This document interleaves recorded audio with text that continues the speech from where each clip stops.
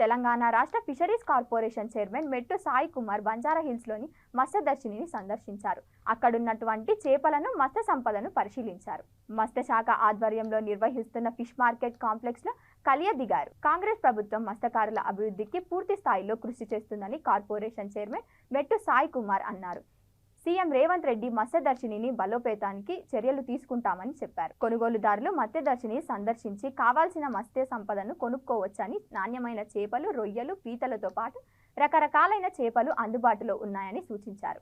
చేపలను క్రమం తప్పకుండా ఆహారంలో భాగంగా తీసుకుంటే డయాబెటీస్ వంటి వ్యాధులు దూరమవుతాయన్నారు. చేపలను క్రమం తప్పకుండా తీసుకుంటే నిద్రలేమి సమస్యలు దూరమవుతాయన్నారు. ఏకాగ్రత వంటి పెరుగుదల చైర్మన్ సాయి కుమార్ స్పష్టం చేశారు.